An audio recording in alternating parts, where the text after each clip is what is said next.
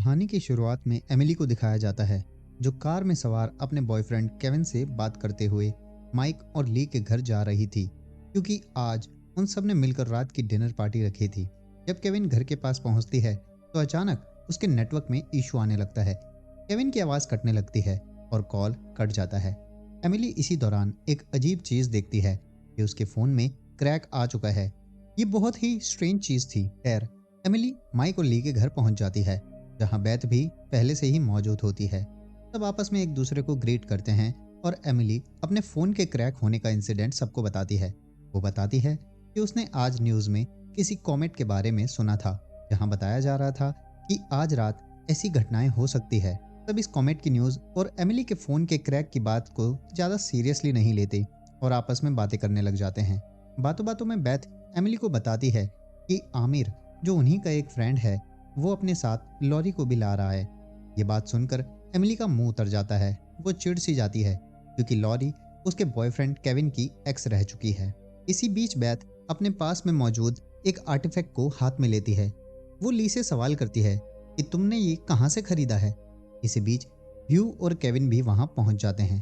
तभी आपस में एक दूसरे से मिलते हैं। ह्यू अपनी वाइफ बेथ को गले लगाता है।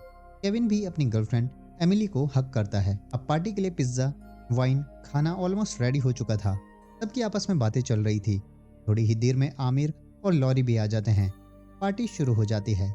डिनर टेबल में बात उठती है कि भाई, किसी का भी फ़ोन का नेटवर्क नहीं आ रहा। एमिली सबको बताती है कि ये उसी मिलर कॉमेट के कारण है जिसका जिक्र वो पहले कर रही थी। एमिली आगे बताती है कि 1923 में फिनलैंड शहर में जब ये कॉमेट पहली बार देखा गया था तो उस वक्त भी इसका इम्पैक्ट देखने को मिला था।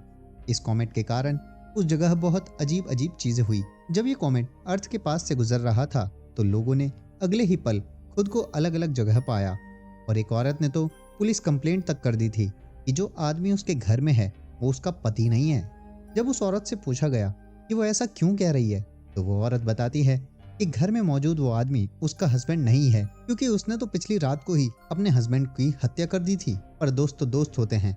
वहां मौजूद कोई भी एमिली की बातों को सीरियसली नहीं ले रहा था, सिवाय ह्यू के, क्योंकि ह्यू के भाई ने उसे पहले से ही इस कॉमेट के बारे में आगाह किया था। इतने में ह्यू भी अपना फ़ोन निकालता है और वो पाता है कि उसका फ़ोन भी क्रैक हो चुका है। ह्यू सबसे कहता है कि उसे उसके भाई से बात करनी होगी। दरअसल उसका भाई थ्योरेटिकल फिजिसिस्ट है और उसके भाई ने ही उसे आगाह किया था कि आज रात जब मिलर कॉमेट अर्थ के पास से गुजरेगा तो कुछ अजीब और स्ट्रेंज चीज़ें होंगी। अब सब इस बात को लेकर सीरियस हो चुके थे, क्योंकि ये सब कोई आम बात नहीं थी। इसी बीच वहाँ की लाइट चली जाती है। कमरे में कैंडल जलाई जाती है। माइक सबको ब्लू ग्लो स्टिक भी पकड़ाता है। माइक बताता है कि सब जगह अंधेरा है और यहाँ से 2 ब्लॉक दूर एक घर में अभी भी लाइट है। सब ग्लो स्टिक लिए उस घर से बाहर निकल जाते हैं। बाहर वो आसमान में उस मिलर कॉमेट को देखते हैं। इसके बाद सब वापस अंधेरे कमरे में लौट जाते हैं। अंदर आकर वो देखते हैं कि जिस ग्लास में वो वाइन पी रहे थे वो ग्लास टूट चुके हैं। किसी को भी इसका कोई कारण समझ नहीं आ रहा था। ये सब देखकर सबके अंदर डर और बढ़ जाता है। तू बताता है कि उसके भाई ने उससे पहले ही कह दिया था कि आज के दिन कुछ स्ट्रेंज होगा और अगर ऐसा हो तो वो घर से बाहर ना निकले, और उसे अपने भाई से कांटेक्ट करने और हेल्प मांगने के लिए सामने वाले 2 ब्लॉक दूर घर में जाना ही होगा। आमिर भी ह्यू के इस प्लान में शामिल हो जाता है और वो दोनों वहां से चले जाते हैं। जब सब अंदर बैठे बात कर रहे होते हैं तो थोड़ी ही देर में बाहर से कोई तेजी से उनके घर का गेट बजाता है, जिससे वहां मौजूद सभी लोग डर जाते हैं। माइक हाथ में बेसबॉल बैट लिए गेट की तरफ बढ़ता है, पर वहां कोई नहीं होता। इतने में माइक जनरेटर ऑन कर देता है, जिससे लाइट आ जाती है। थोड़ी ही देर में घर की डोरबेल बजती है और बाहर से ह्यू और आमिर अंदर आते हैं, जिससे सभी को राहत मिलती है। पर इस वक्त ह्यू के सर में एक छोटी सी चोट लगी हुई होती है और आमिर अपने साथ एक बॉक्स लाया हुआ होता है जो उसे उसी घर से मिला होता है। ह्यू से पूछा जाता है कि ये चोट उसे कैसे लगी, पर उसे ज्यादा कुछ नहीं पता होता। आमिर डरते हुए ह्यू को बोलता है कि उसने बाहर जो भी देखा वो सबको बताए, पर ह्यू ज्यादा कुछ नहीं बोलता। इतने में माइक वो बॉक्स उठा लेता है और उसे खोलने लगता है। जब बॉक्स खुलता है तो उसमें उन सबको उन्हीं के फोटोज मिलते हैं, जिनके पीछे कुछ नंबर्स लिखे होते हैं और एक पिंग पोंग पैडल मिलता है। ये सब देखकर अब सभी डर से भर जाते हैं। तब ह्यू के ऊपर गुस्से में भड़कने लगते हैं और उसको सब कुछ बताने को कहते हैं। मजबूर होकर ह्यू बोलना शुरू करता है और वो बताता है कि जब वो सामने वाले घर की विंडो के पास गया और उसने अंदर झांका तो उसने वहां हमारी ही तरह 8 लोगों को देखा जो अंदर उन्हीं की तरह डिनर पार्टी कर रहे थे। अब आपको याद होगा जब ह्यू और आमिर बाहर गए थे तो इस घर में किसी ने तेजी से दरवाजा खटखटाया था। सबको लगने लगा कि वो और कोई नहीं बल्कि खुद ह्यू ही था। सब दोबारा ह्यू पर चढ़ने लग जाते हैं, गुस्सा करने लग जाते हैं कि वो तुम ही थे जिसने बाहर से तेजी से गेट खटखटाया। पर ह्यू ऐसा कुछ भी होने से इनकार कर देता है। पर कोई भी ह्यू की बातों का यकीन नहीं करने वाला था। उस समय ह्यू ये तय करता है कि वो उस 2 ब्लॉक दूर में रहने वाले लोगों के लिए एक धमकी भरा लेटर लिखेगा। ठीक इसी समय लॉरी बताती है कि बाहर से कोई उनके घर की तरफ आ रहा है। केविन और ह्यू तैयार होकर गेट की तरफ बढ़ते हैं।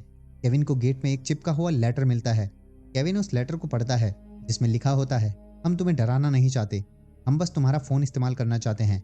दोस्तों, इसी वक्त ठीक एक ऐसा ही लेटर जिसमें ह्यू यही सब लिखकर बैठ रखा था, ह्यू अपने हाथ में लिए खड़ा था। ठीक वही लेटर 2 ब्लॉक दूर रहने वाले लोगों ने उनके गेट में लगाकर चले गए थे। यानी कि सामने वाले लोगों का टाइम इंटरवल यहाँ के लोगों के टाइम इंटरवल से आगे था। ह्यू के सर में बैंडेज लगाया जाता है। अब सब बॉक्स में मिली फोटोज को देखने लगते हैं और जानने की कोशिश करते हैं कि आखिर ये सब क्या चल रहा है। अब एमिली एक रेड मार्कर से नोट पैड पर नंबर लिखती है। ये वही नंबर है जो फोटो के पीछे लिखे हुए थे। इसी बीच इन फोटो में आमिर को उसकी एक फोटो मिलती है और ये फोटो आज की ही ली गई होती है क्योंकि उसने फोटो में जो टी शर्ट पहन रखी थी वो उसने आज ही खरीदी थी। उनको पता चलता है कि ये फोटो इसी घर में ली गई है, पर आज तो ऐसा कुछ हुआ ही नहीं, तो ये फोटो कैसे ली गई। एमिली भी नोटिस करती है कि दूसरे घर से लाई गई फोटो में जो नंबर लिखे थे वो उसी की हैंडराइटिंग है, पर भला ऐसे कैसे हो सकता है। अब लॉरी, केविन, माइक और एमिली अपनी अपनी ग्लो स्टिक लिए उस सामने 2 ब्लॉक दूर घर की ओर चल देते हैं, ये जानने के लिए कि आखिर ये सब क्या हो रहा है।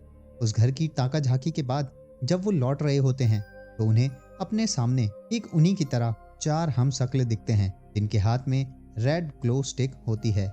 इससे पहले कि वो कुछ समझते, वो डर के मारे वहां से भागकर वापस अपने घर में आ जाते हैं।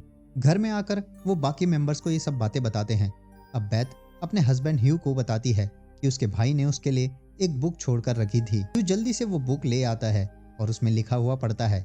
वो कोई श्रोडिंगर कैट का सिद्धांत के बारे में पढ़ता है जो बताता है कि अगर किसी बॉक्स में एक कैट और पॉइजन को रख दें और वो बॉक्स बंद कर दे तो क्वांटम वर्ल्ड के अकॉर्डिंग आप तब तक ये नहीं कह सकते कि बिल्ली जिंदा है या मर गई जब तक आप उस बॉक्स को खोल के नहीं देखेंगे।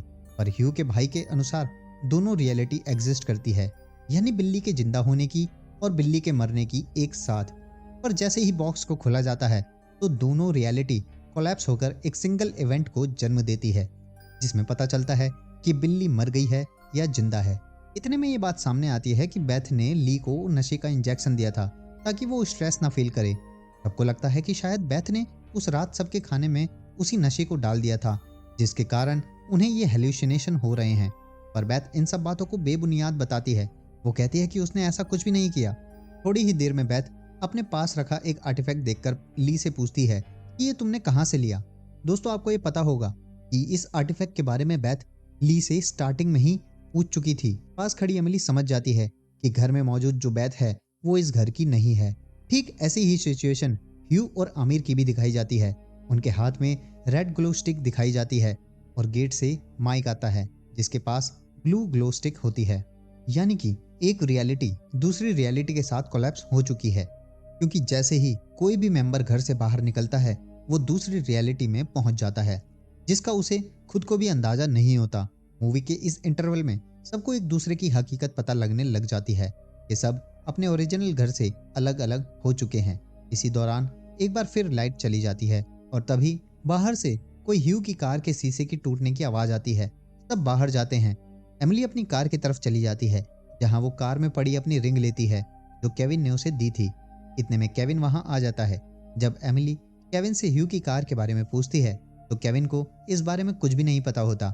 एमिली समझ जाती है कि ये केविन वो नहीं जो उसके साथ घर से बाहर निकला था। दोनों समझ जाते हैं कि वो दोनों अलग अलग रियलिटी के केविन और एमिली है। एमिली वहां से भागकर रूम में आ जाती है तो सारे मेंबर वहीं मौजूद होते हैं। एमिली केविन को अपनी रिंग दिखाती है पर केविन नॉर्मल रिएक्ट करता है जिससे एमिली समझ जाती है कि ये भी वो केविन नहीं है जिसने उसे ये रिंग दी थी। इन सब सिनेरियो से हम ये समझ सकते हैं कि कॉमेट के कारण यहाँ बहुत सारी ऑल्टर रियलिटी क्रिएट हो चुकी है।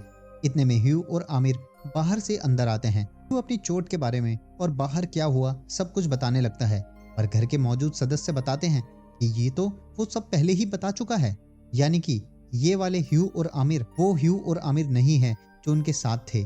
अब आमिर और ह्यू अपनी अपनी रेड ग्लो स्टिक दिखाते हैं। दरअसल ये सभी किसी दूसरी रियलिटी के मेंबर थे। अब सब एक दूसरे से प्रिटेंड करने लगते हैं। अब सब कंफ्यूजन दूर करने के लिए अपनी अपनी फोटो लेते हैं। आमिर की कोई फोटो नहीं होती तो केविन कैमरा से उसकी पिक्चर क्लिक करता है और एमिली सबके नंबर लिखे गए थे। जो बॉक्स सबसे पहले रियलिटी वाले मेंबर्स को मिला था। जब एमिली एक नोट पैड में नंबर लिखने लगती है तो वो पाती है कि उस नोट पैड में पहले से ही ग्रीन मार्कर से नंबर लिखे हुए थे। सबको पता था कि वो इस घर में विजिटर हैं। वो कभी इस घर में बिलोंग करते ही नहीं थे। ह्यू की माइक से लड़ाई हो जाती है क्योंकि उसे पता चलता है कि माइक ने उसकी वाइफ के साथ गलत संबंध स्थापित किए थे। पर माइक समझाने की कोशिश करता है कि वो कोई दूसरी रियलिटी का माइक था। घर में चीखम चिल्ली मच जाती है। ह्यू माइक को पीटने लगता है। समझदार एमिली उस घर से बाहर चली जाती है। वो डार्क जोन से होते हुए अलग अलग घर में मौजूद लोगों की अलग अलग रियलिटी को देखती है। हर रियलिटी में वो खुद को परेशान पाती है। कहीं तो लोगों को रस्सी से बांध कर रखा हुआ होता है, लेकिन एक रियलिटी में वो खुद को केविन के साथ बड़ा खुश पाती है। एमिली चुपके से ही उस घर में दाखिल हो जाती है। वो बाहर ह्यू की कार का शीशा तोड़ देती है। इस घर के मेंबर अब तक घर से बाहर नहीं निकले थे, इसीलिए यहाँ अभी तक कोई कॉन्फ्लिक्ट नहीं हुआ था। पर बाहर से ह्यू की कार के शीशे के टूटने की आवाज से सब बाहर चले जाते हैं। इस घर की एमिली अपनी कार में जाती है अपनी रिंग लेने। पीछे से दूसरी एमिली अपनी ही हमशक्ल को जख्मी करके उसे डिक्की में बंद कर देती है और इसके बाद वो घर के मेंबर्स को ज्वाइन कर लेती है। थोड़ी देर में वो देखती है कि जख्मी एमिली घर के बाथरूम तक आ पहुंची थी। वो दोबारा उस पर हमला करके उसे बाथरूम में जख्मी कर वहां से बाहर आ जाती है, लेकिन इस दौरान उसके हाथ की रिंग बाथरूम में ही गिर जाती है। वो जख्मी एमिली की रिंग अपनी उंगली में पहन लेती है। जब वो बाहर आती है तो उसको चक्कर आ जाते हैं और वो फेंट होकर गिर जाती है।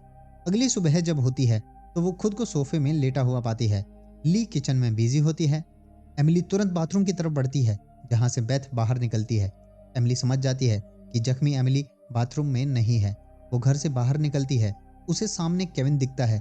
केविन उसे उसकी रिंग पकड़ाता है जो उसे बाथरूम से मिल गई थी। अब एमिली के हाथ में 2 रिंग थी। अचानक केविन को एमिली का कॉल आता है और मूवी के इस इंटरवल से केविन और एमिली एक दूसरे को डर की नज़र से देखने लगते हैं और मूवी यहीं खत्म हो जाती है। तो दोस्तों, ये थी आज की मूवी की स्टोरी। उम्मीद करता हूँ आपको आज की वीडियो पसंद आई होगी। तो इसी उम्मीद के साथ अब आपसे इजाज़त चाहता हूँ। मिलेंगे फिर एक और नई मूवी की स्टोरी के साथ। तब तक के लिए धन्यवाद। अपना ख्याल रखिए। जय हिंद।